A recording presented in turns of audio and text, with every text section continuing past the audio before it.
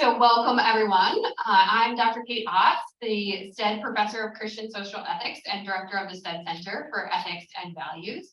And our co-sponsor for tonight's event is the Reuben P. Job Institute for Spiritual Formation, directed by Dr. Rolf Nolasco.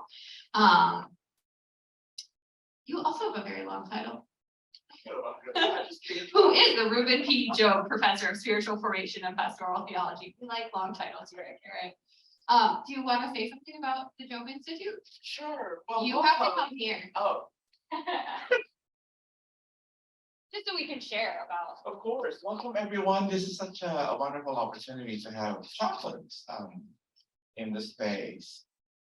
So the Reuben P. Job Institute really is an institute that aims at deepening the spiritual lives of people not only here at Garrett, but outside as well. But other than that, we also have an MAPCC chaplaincy track program that we just started in the fall semester. So this is really quite a helpful event for those chaplains who are actually spread out all over the US because it's an online program. So most of our courses are offered online for them. And so this is going to be a wonderful conversation. Thank you for being here and sharing your expertise and work with us. So that leads me to note that we have online folks joining us, and we will record this so that we can make it available to our chaplaincy students who can't be here. We are excited to have you join us, and Julie, thank you for doing the first introduction and getting this going. So today we are joined by three campus chaplains here at Northwestern. So Jessica Lott is the campus rabbi at Northwestern Hillel. She has worked in the Hillel world for over a decade, both on campus and at Hillel International, specializing in education, student engagement, student well-being, professional development, and curriculum development. Jessica's interest in stories, how we tell them, and what we learn from hearing and telling them is what led her to the rabbinate. A deep investment in innovation, social justice, and pluralism led her to a career on campus. And she enjoys bike riding, singing, baking, doing crossword puzzles, hosting dinner parties, and gardening. And Jessica lives in Chicago with her husband, Rob, and children, Shuli and Noel. Excellent. Thank you so much for being here and being willing to come to Garrett's campus for this conversation. Our second guest is Julie Windsor Mitchell, who is a campus minister at the University Christian Ministry, sponsored by the United Methodist and Presbyterian churches. She's an ordained pastor in the United Church of Christ.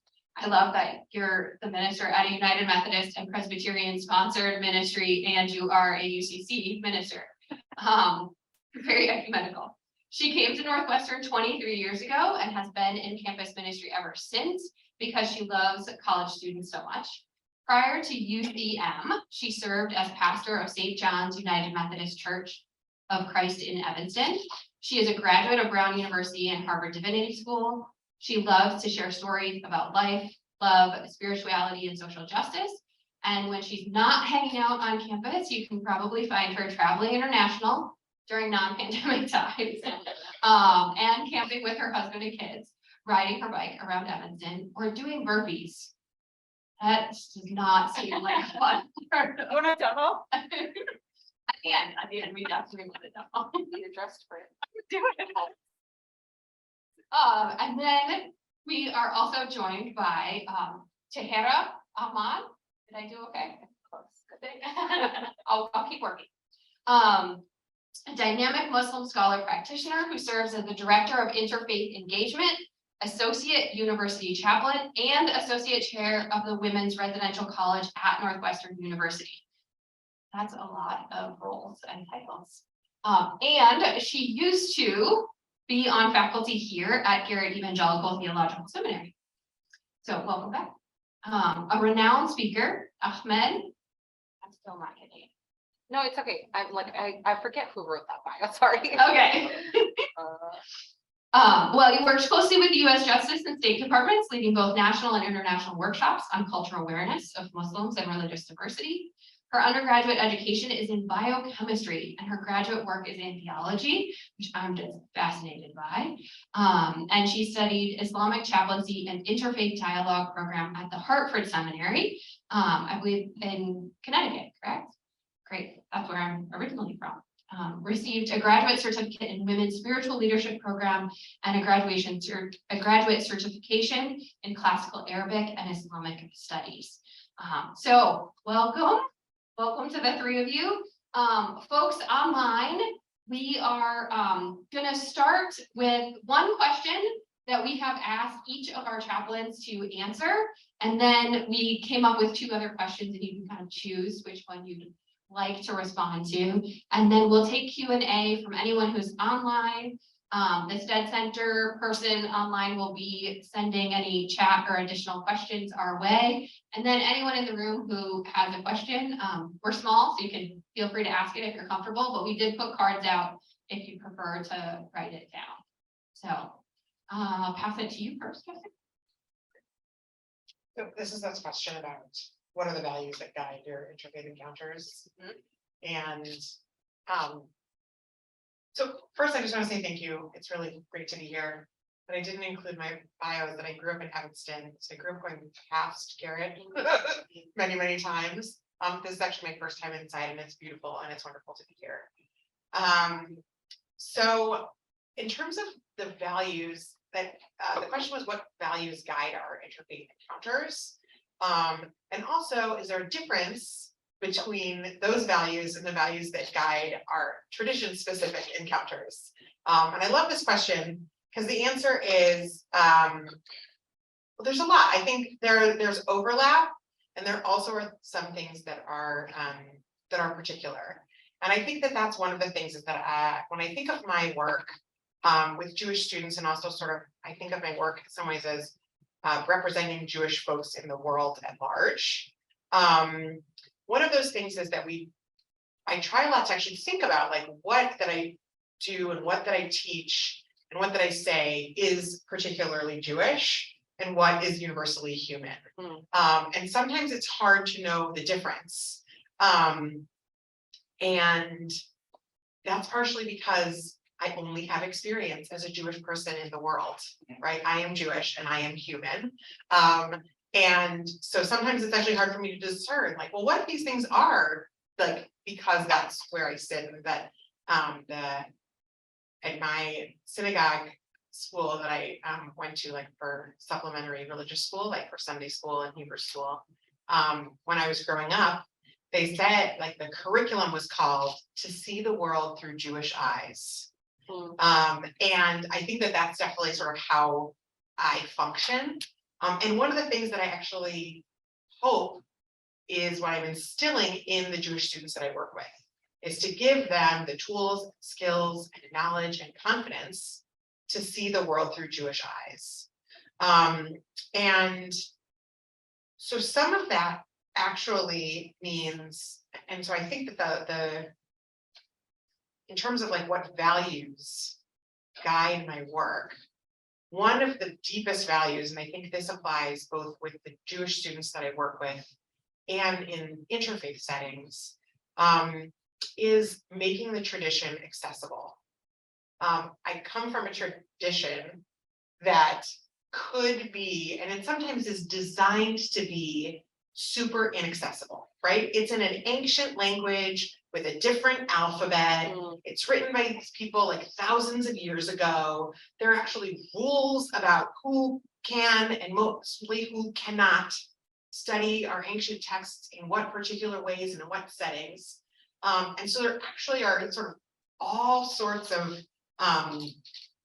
the ancient rabbis called it building a fence around the Torah. Like that we actually do, we like build a fence around it, and that's part of what makes it, what elevates it. So I actually think a lot of my work is to fight against that urge and that tradition, to make the tradition as accessible as possible.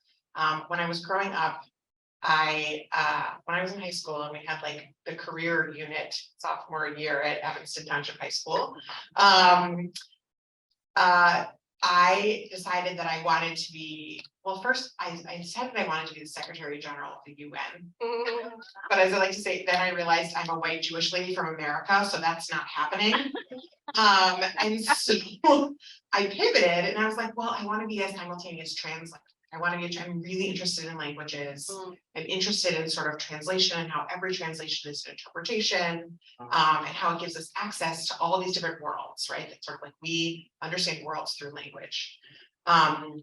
So I still think that my work is essentially as a translator, but I like to say it's like translating from ancient Hebrew or Aramaic in like the context of the ancient Near Eastern world into not just into English, but like into American college student. That's another level of translation that I think I do. And then also when I'm doing like the work that sort of guides my relationship and my students' relationships with folks who are not Jewish is also about translation. Well, how do you explain, but there's like so much insider language and shared vocabulary. How do you then explain that? How do you say anything? I'm like, I'm like trying to come up with an example. How do you explain what we're doing when we're doing Jewish things in a way that people will understand? And one of the things that I deeply understand about campus work is that a lot of the Jewish students don't understand either. Even if they grew up Jewish, they didn't necessarily have like a robust Jewish education. And even if they had a robust Jewish education, it wasn't always with the question, why do we do that?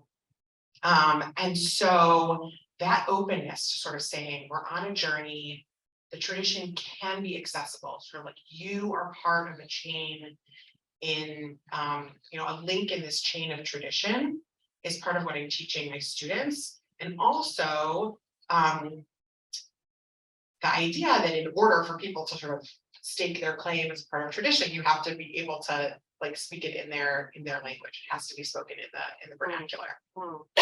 I think there are a few other sort of like key I values that I identify as Jewish and I speak about in Jewish language that are probably also universally human values that I bring to that I think are shared in interfaith encounters and in my tradition specific work.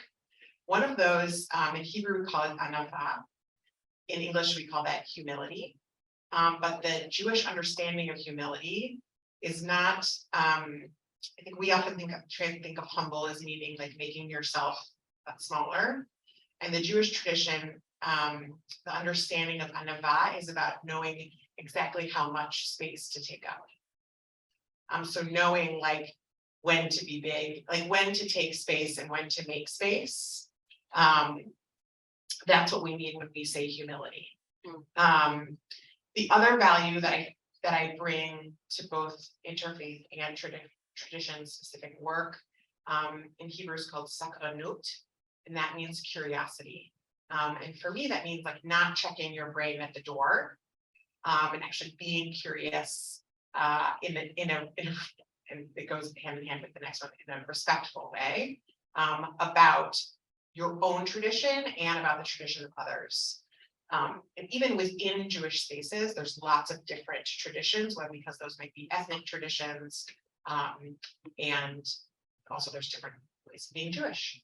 The other is kavod, which means respect. And in Hebrew, the word respect and kavod or honor also shares a Hebrew root with the word for heaviness.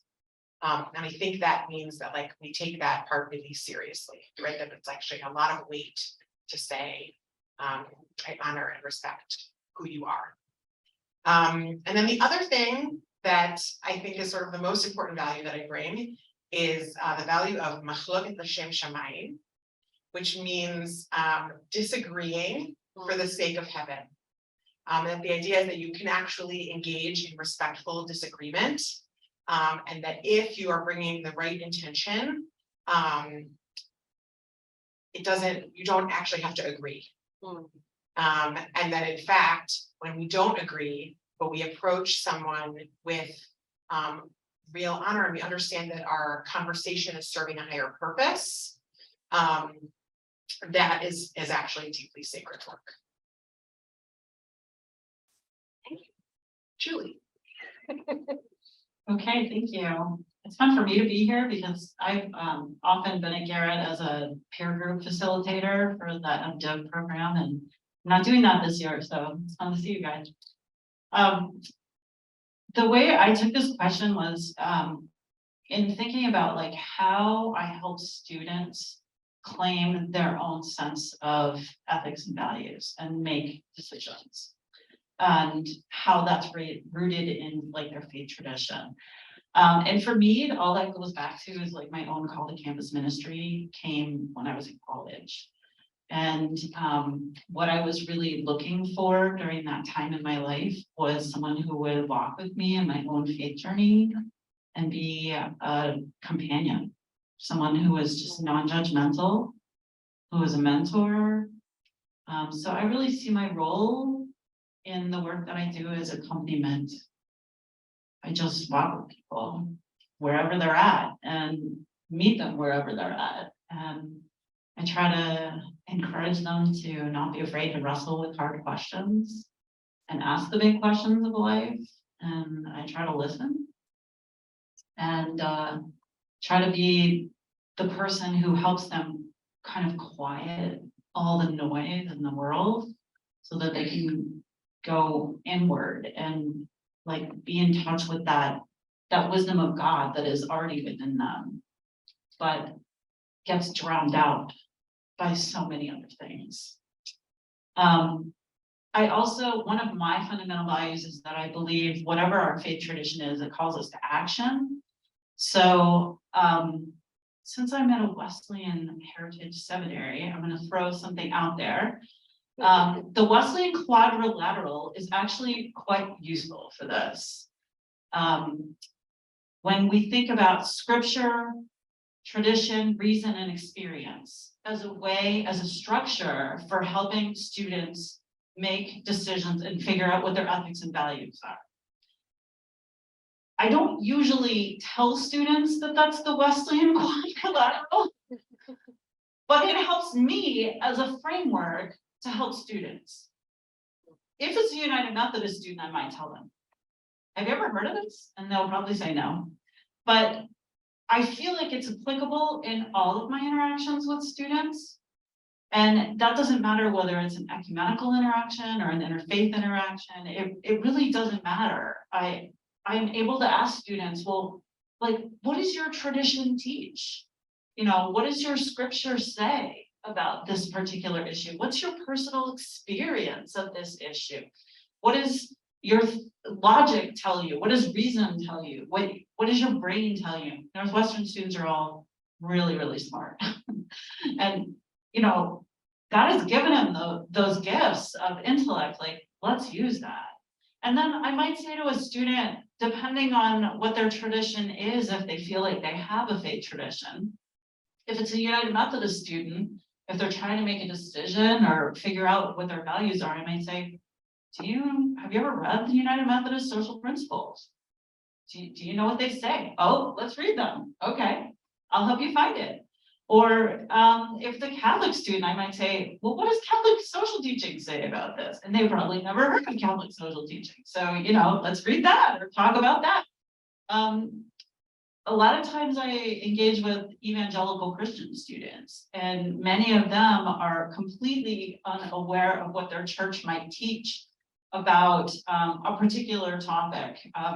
That's a little bit harder because there isn't like a collective document that you can point someone to, but a lot of times students can figure things out from websites or watching sermons or asking their pastor directly.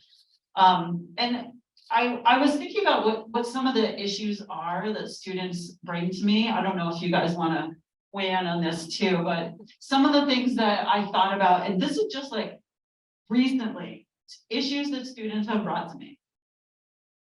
Premarital sex, the morality and ethics of hooking up at parties,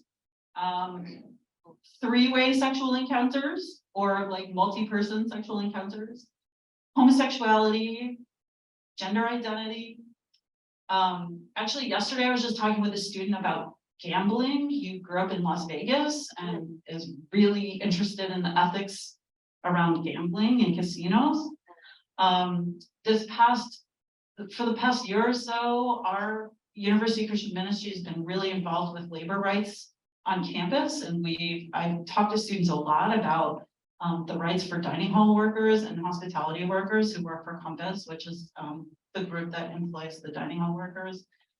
And now seniors are starting to job hunt, and that I find to be really interesting ethics conversations, because many of them, I'll just give a couple of examples. Let's say it was an econ major. Northwestern heavily is recruiting, consulting firms heavily recruit Northwestern students.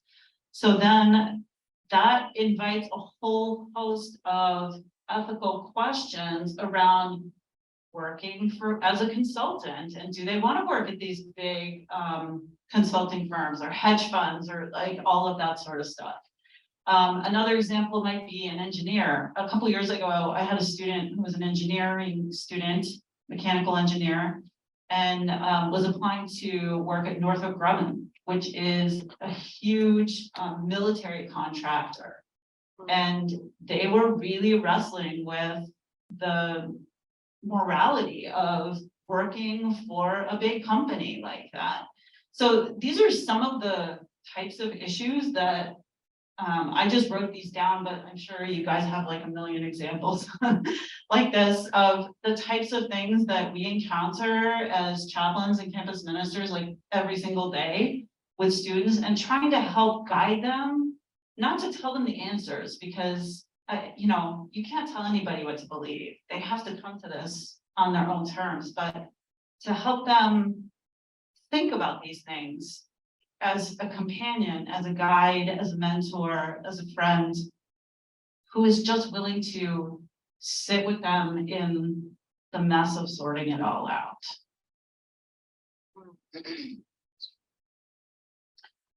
Hi, everyone. Thank you. First of all, I'm like really excited to get to be on this panel with some fabulous women. We love each other. That in itself is like pretty cool, right? Yeah. So, as I've been thinking about, and thank you, I'm like learning so much. I appreciate it. The rabbi's like speaking in Hebrew, or she's like, oh, this ancient like language, and then she's teaching it to us. And that's good. Really, that I think. Yeah, I mean, so I think the crux of the question, right, that's being asked of us is what values guide us in our interfaith encounter. So what I'd like to do first, and I used to teach here, so I'm kind of excited to be back. We are Abrahamic faith traditions represented here. I'm actually ethnically Indian. I'm third generation Arab, Persian, and Turk. And my family immigrated to the United States. I was born in India, in Hyderabad, and my father was a physician, and we would travel all over the world. Like we lived in North Africa, parts of South Africa, Southeast Asia, the subcontinent in India. And when we first moved here, I was in kindergarten, and then we came back again. And I remember I was like around eight years old or so like second, third grade. And we lived near Cook County Hospital. I learned how to play street basketball. That was my thing. I also played in Division I basketball. I know I'm not that tall. I'm only like 5'6", but I played point guard. Yes, I know. I need to put that in my bio. That's what the intramural teams here. I've done pretty well on them. The students are like, what? So I'm sharing that with you because my parents were extremely worried in terms of like how were we going to sustain our own faith values. And so when I was growing up, I did go to a public school, and then we shifted to Morton Grove because my parents were looking up like, where should we send our children to school? And they were like, Skokie has the highest number of synagogues per capita in the nation. That's good. That's a good thing. We need to be near the Jews because there's this whole thing around like they'll balance it out. Our kids are going to be around Jews, and like the Jews raise their kids in a very particular way. And so my parents really were thinking, I know it's funny, but my dad was like, Skokie has the highest number of synagogues per capita in the entire nation. So I like heard that growing up. Isn't that interesting? So we went to Niles West High School. I went to a private Islamic school. It's right here in Martin Grove. And then when I went to public high school. And I was the only other girl wearing hijab. So the way I thought I would fit in is do what I knew how to do best, which is play sports. So I played varsity basketball, ran track, played volleyball. And 9/11 had a huge impact in terms of my own interfaith trajectory. And I think that's a huge part of this conversation for me. Because like all other Indian kids, I was gonna either do med school or, you know, go into that track. That's what my parents wanted me to do. That's why my bio says I took my undergrad in biochem, to make my parents happy. But by my senior year is when 9/11 happened. And the same, you know, young women who were on my team who would watch me play, I scored maybe average 23 points a game, were really silent after 9/11. And the same referee, I think I've shared this story before, the same referee who had seen me play, right? And he would give me high fives and tell me things like, oh, there are recruiters out here today for you. Stop the game at 1:34 left into the fourth quarter of our game and said number 33, you're in violation of the IHSA Illinois rules for uniform code and conduct. What he was saying is, you can't wear what you're wearing, basically, although he had seen me play for like the last 3 years. So anyway, my coach, who was a devout Christian, I would say, he was on the sidelines with him, arguing that we had all the paperwork to prove that I could wear what I was wearing, and I was let back into the game. After that, when you do the sportsmanship handshake, you know how like when you do that, a parent walked down from the bleachers, and he said, number 33, I turned around, he said, it's a shame they let you back in. And then he said, it's a shame they let any of you in. At that point, I realized he's not talking about the game of basketball, he's talking about something else. So I rushed to the locker room, and I was hoping maybe my teammates would say anything like, are you okay? Or don't worry about it, or anything, nothing. Locker rooms were silent, everything was silent. The hallways would be like Moses, you know, parting of the sea with his staff, literally people splitting as I was walking. And then this young man got into a pretty bad, I don't even know what to call it anymore. But he had, you know, ripped my hijab off, spat in my face. A very traumatic like experiences. I'm just kind of like sharing them as if like it's not a big deal anymore. But of course, you know, it had a huge impact on me. So things happened, and then my honors English teacher asked me to stay after class and said, if you want to talk to someone, I'm here for you. I thought finally an adult, like, who's not from my faith, who may be able to understand, is reaching out. And then he said, Tahera, if your father forces you to wear that, or if anyone is forcing you to do anything, you can come talk to us. There's social workers here, there are counselors here. And I thought to myself, like, why does he feel that way? Like, he just met my dad. He's like my dad's like literally a brain surgeon. It's like neurosurgeon, right? Like, and I was like, why would you feel that way? You just met him. And at parent teacher conferences. So he shared with me a piece of paper that had an image of a Taliban man holding a stick, like a burqa, like with a bunch of women wearing burqas, you know, it's like the big blue kind of, and he was beating them clearly. So he put that in front of me, and remember, I'm like a 16, 17-year-old. So I'm looking at that and I'm thinking, okay, what is this? And why is he sharing it? And then he proceeded to ask me questions about scripture and women and women's rights in Islam. And I'm like, I don't know, like I'm 16, 17 years old. Like I have no idea what to say. I remember walking out of that classroom thinking to myself, like, okay, the world's gonna continue to ask me questions and I need some answers fast, but I need them first for myself. And I think the conversation then in our house was about what are the values that we share in our own tradition that do they contradict what is considered the American value system? Because that was what was being presented at the time in the media, is that these people are very different, their values are very different. And so when I think about this question, I'm immediately reminded of a time period in my life where I was told, you're like, we were the otherized community in terms of just even racial identity. And this constant question of Islam is very different from everything else. Like Islam is not part of the Judeo-Christian framework. The values of Islam are very, very different. And a lot of that, as I think about how to answer this question, I'm reminded of this trajectory where it was this constant questioning. And believe it or not, it has not ended. Like, if you even look at Gallup and Pew Research in the last decade, our Muslim students on this campus in terms of Northwestern are constantly having to, are basically ask those questions and then having to respond to that. But personally then, for me, right after high school, I decided I was gonna take a year off in terms of deference.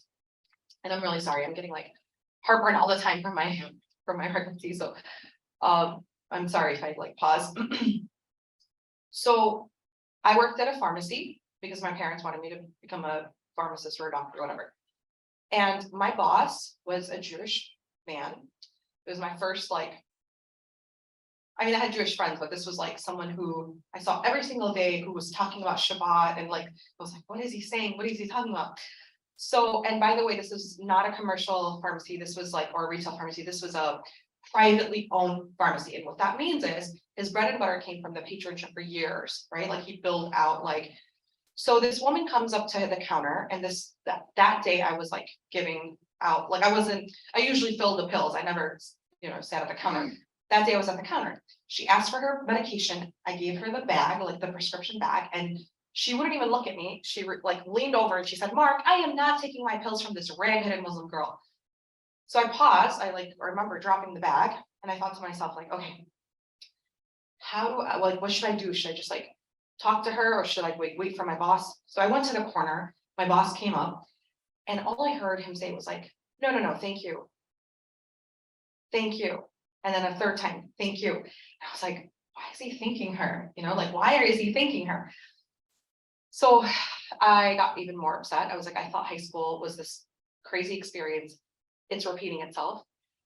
And then my colleagues told me that he actually thanked her for the 16 years of her patronship, but she's no longer welcome if she's going to behave in this manner. And I was like, oh, so he was defending me. So then he comes to the corner where I was and he's like, Tahera, are you okay? Do you want to go home? He's just checking in with me. I was like, yeah, I'm fine. Then he's like, hey, so the next day he goes, we're having a Shabbat meal the following Friday night. Would you like to come? Or for Saturday, it's like Shabbat begins the night before. So I was like, I was confused. I was like, why is he inviting me? I went. That was my first Shabbat. I don't know if I ever told you that. And he told me that he was raised in a part of this country, down south in the Bible Belt, where he had experienced a lot of traumatic things as a child. Literally, he's like, I heard you play basketball. He told me about I don't want to repeat it. It's like a horrific experience. And he said he's made a promise that he's never going to let that happen to young people growing up in this country, especially because my whole team, all my colleagues were young people. So that experience in itself was profound for me because it was the first time where someone from another faith literally leaped out and shared this value. And to me, that's empathy. And so I'm just going to share one value with you, right? Which is empathy. And that's guided my interactions and encounters in how I deal with, or even just myself now, but primarily with students of all kinds of backgrounds, right?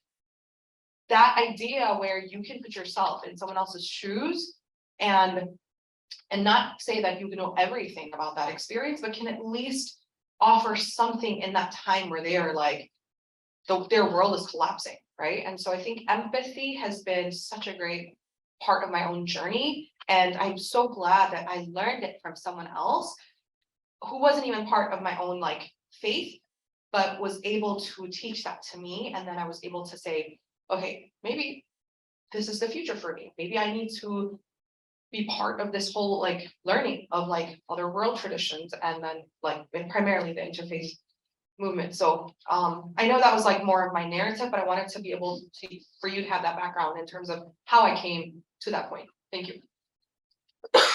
Sorry.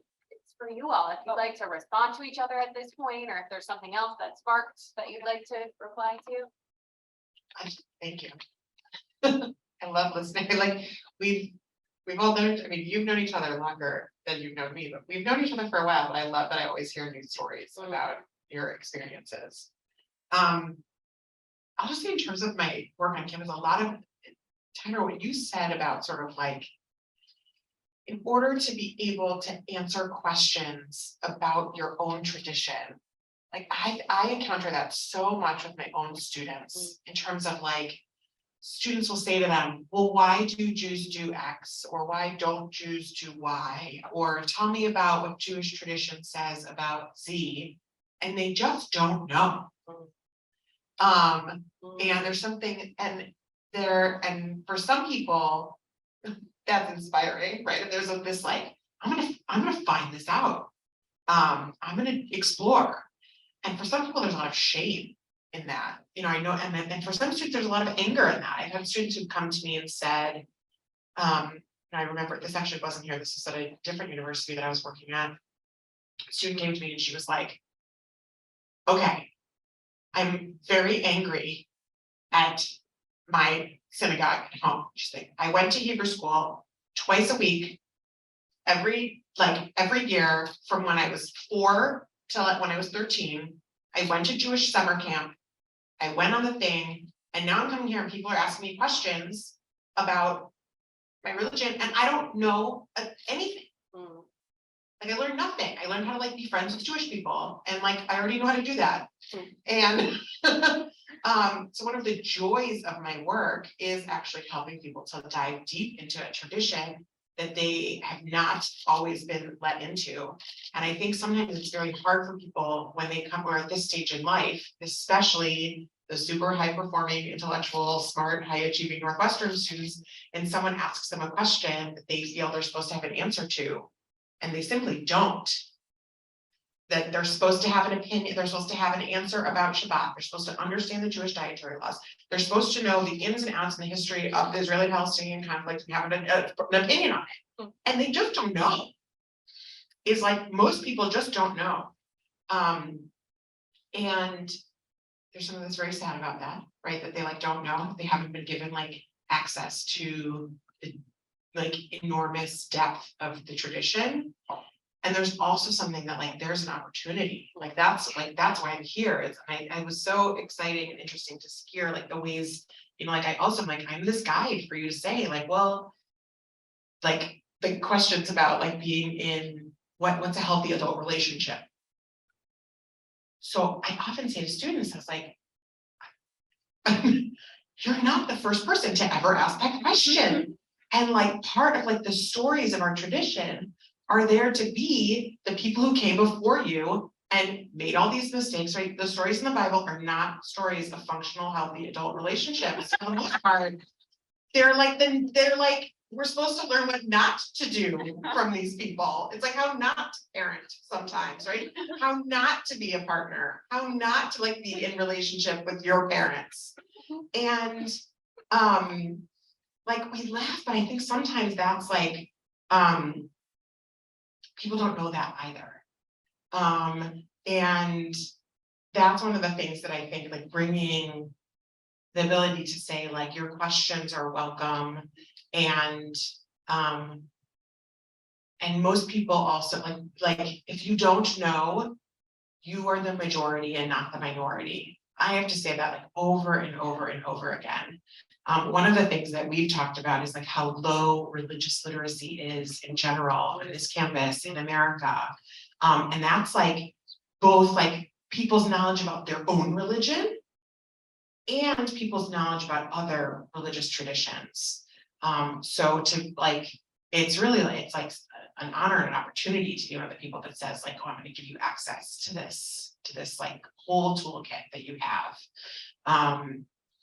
Because most people just don't know, and it's very hard for people to admit they don't know. And so often they'd rather sort of like run away to the places where they know, and where they feel like comfortable and confident, and to be able to say like, it's okay, most people also don't know, is like one of the key pieces of my work. And also to give people permission to not be the like, you like, right? They do have to be the representative of what it means to be Jewish out in the world. And also they don't have to be the representative of what it means to be Jewish out in the world. And that's a really hard like needle to thread. For like real grownups, not to mention like emerging adults, like in adults in formation. Can I make one note just to intervene? You all are amazing, and I want you to know that you can eat at the same time that you can listen. Because I know that some folks have come from class and some folks have to go to class. Do you have I have a question. Should I just write it down? Or No, should I just- no, no. Okay, but stand up and go get food. Yeah, I'll get it. Okay. 8 minutes flat. Well, I was wondering, so I'm from Alabama, so I'm from the Bible Belt, and a lot of times associating questions about relationships and sex and ethics and any of these things, we did not bring that to church because church is where it originated with shame. I can remember being 13 years old and getting the talk, which was basically our youth minister separating the girls and the boys, and the boys went and played kickball, and the girls were told basically to keep their legs closed. And I feel like creating spaces and being open for emerging adults who have, I mean, I'm 23 years old, I have so many questions about the world, but I'm so ashamed to go to religious leaders with those questions. I say that as the person in seminary, so I'm deconstructing that, but how do you provide spaces for these students who are in these really vulnerable places that allow them to carry what they have and just questions without shame, without feeling burdened by them? Well, yeah, I mean, I talk about sex a lot. And actually I invited Dr. Ott to come a couple of weeks ago and talk with our students. I want our campus ministry to be a place where there is no question that's off limits. And so I do a lot to create a community, an environment, and a culture in our campus ministry where all questions are welcome. We don't have an expectation that everyone has to agree. What was it you said about like disagreeing to out of heaven for the sake of heaven? I love that. See, I learned something new today. It's beautiful though. I mean, there should be no topic that's off limits when it comes to faith and faith tradition. So that to me is really important. And I think that when I'm working with students who come from more traditional backgrounds, where they come from a place that wasn't encouraged, I have to help them see that there is a broad spectrum within Christianity. So part of my job is to be an educator and help people understand that there is a wide diversity of thought in Christian theology.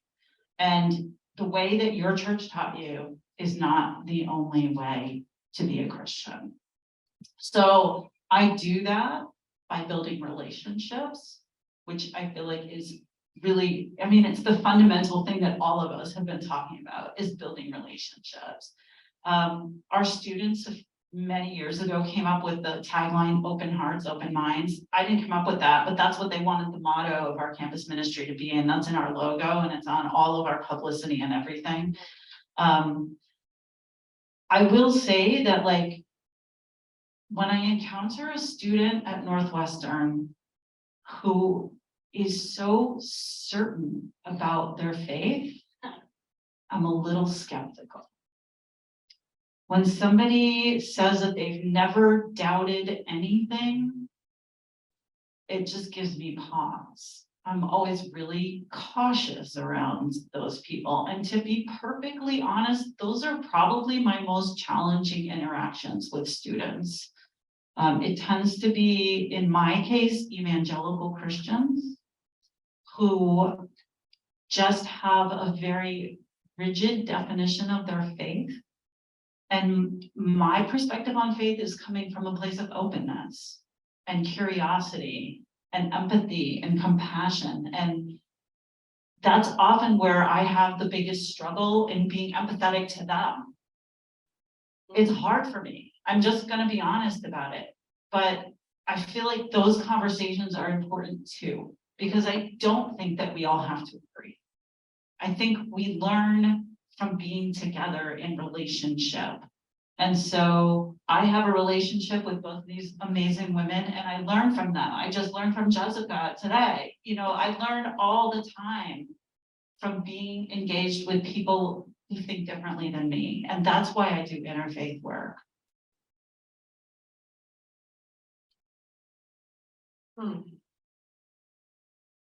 This is, the last part of what you said is really interesting, because I think the question that comes up around what you just said, Julie, is there space for those who, like, what does pluralism actually really mean? I think that's part of the question, and I think that was huge when I was in seminary. That was a big question. And are there world religions and then practitioners of that who on that spectrum differ when it comes to what they may see as a more liberal model, right, of or certain views on certain topics, and then that becomes part of a political discourse as well. But going back to, I think, the original question that you asked, I think you Yeah, did a I good got off job. track, sorry. I took notes. Yeah, I mean, I'll be honest, like, I think now I'll just wear like the Muslim chaplaincy hat now, right? Like, I think this is really interesting to me of how American Muslims are still like navigating what it means to just practice their own faith. And I don't, though the questions that you get, Julie, are very different, right? Like, I'm like, I'm just curious, do they just not want to ask those, right? Like in a more public setting? Because I know they're all experiencing similar things, right? So it is interesting to me that like those are the questions I think, the questions I get are more like existential questions and like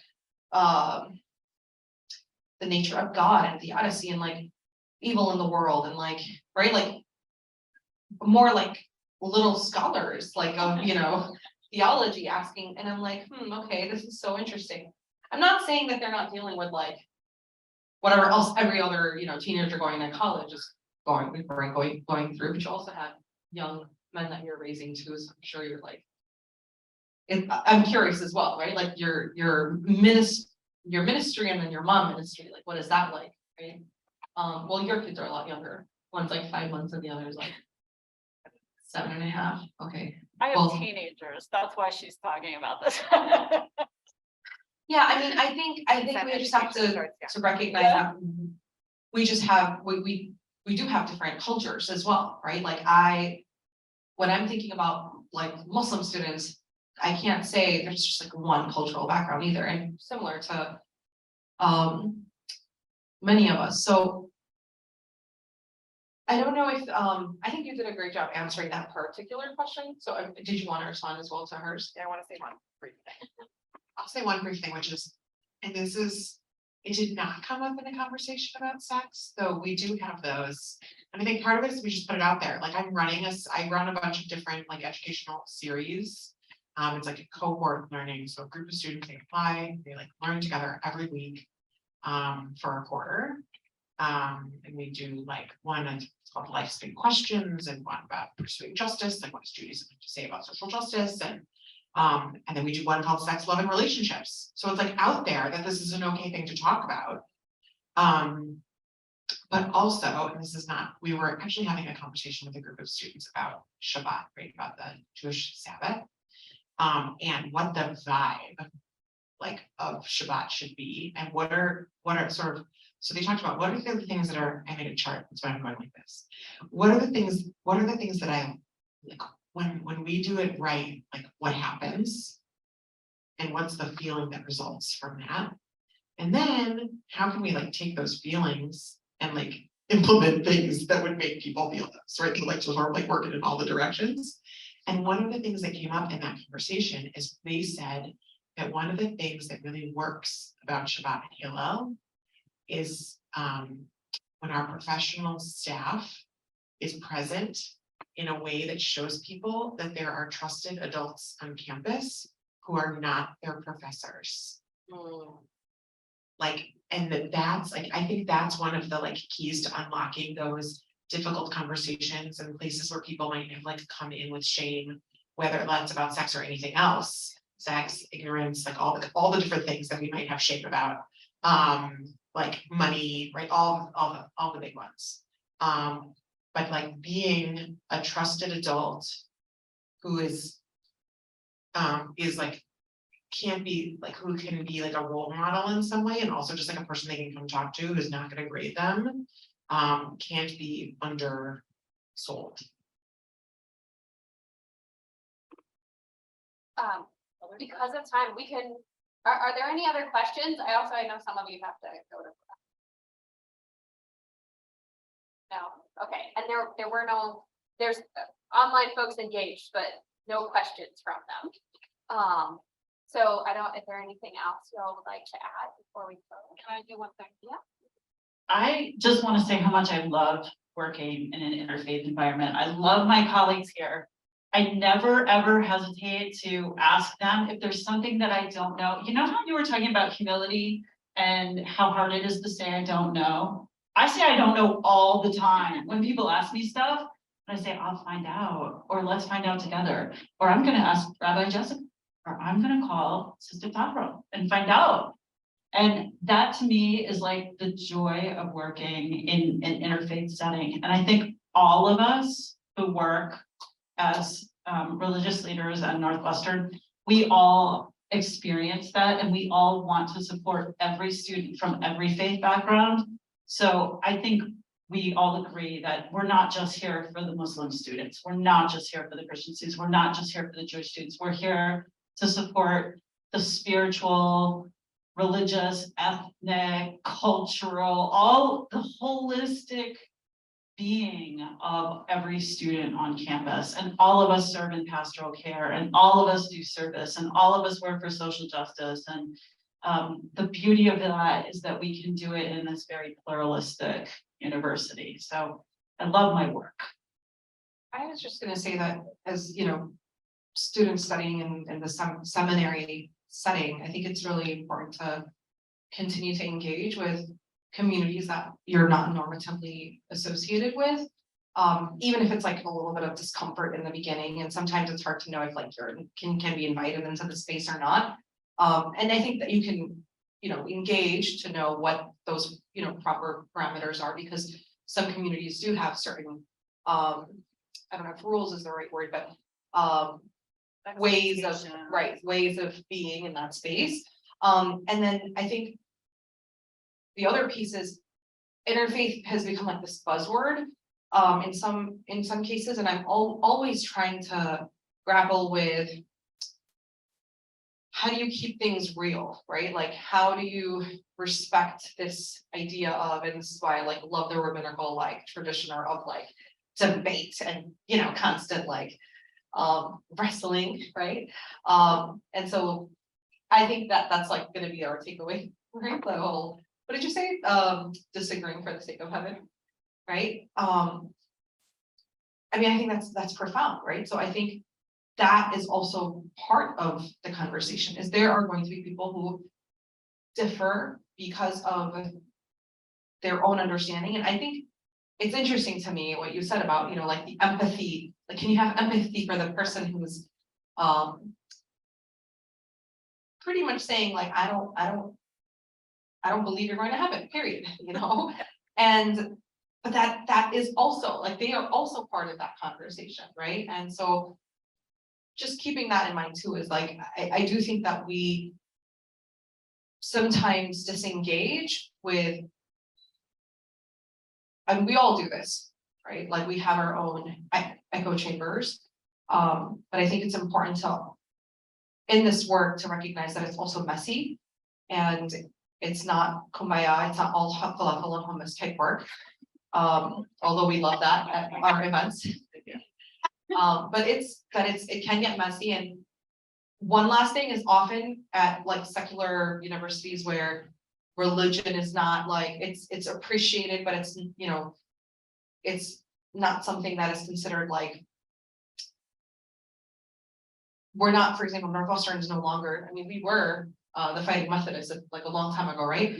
But like now I think there's this whole thing around like, okay, we support and respect religious and spiritual practices for the spiritual wellness of our students.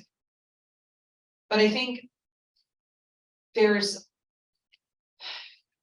this constant advocacy that needs to happen. And that requires a collective effort for collective impact. So it is no longer just like, oh, I'm just doing this for my students or my community. That I think has to be part of the conversation, because when I think about, for example, Hindu students and their needs on campus, I'm not thinking like, oh, well, if they get this, like, what are the Muslims going to be left with? If you start thinking like that, I think we're none of us are going to get anything. So I think that's also, you know, part of what I'd like to leave you all with is understanding that there's self and individual learning that has to continue, like, to grow and develop, that you like invest in that. And then secondly, recognizing that interfaith is not just all kumbaya and that it's messy work. And part of that messiness means advocating for maybe something you're not like down with, right? But you're doing it because of this fundamental belief that like there has to be equity in this conversation. Well, Tahera, Julie, Jessica, thank you so much for joining us. Our motto at the Stead Center is now one conversation at a time, and we are grateful that you have started this conversation, and we hope that since you are in the area, we can impress you into other conversations, and perhaps some folks from your own campus ministries want to come and be in conversation with each other as we think about other ways to continue this dialogue and this conversation. Thank you so much for teaching us about your approaches to chaplaincy, your own personal experiences, sharing that gift with us. And as we are in the last stretch of Women's History Month, we're sort of in the middle, I just also want to note how cool it is that this amazing interfaith chaplaincy is represented by women identified folks as religious leaders. So we will definitely take a picture of all of you so you can have it. So thank you so much, and thanks everyone who came. Please take extra food with you, and those of you who have to go to class, go to class.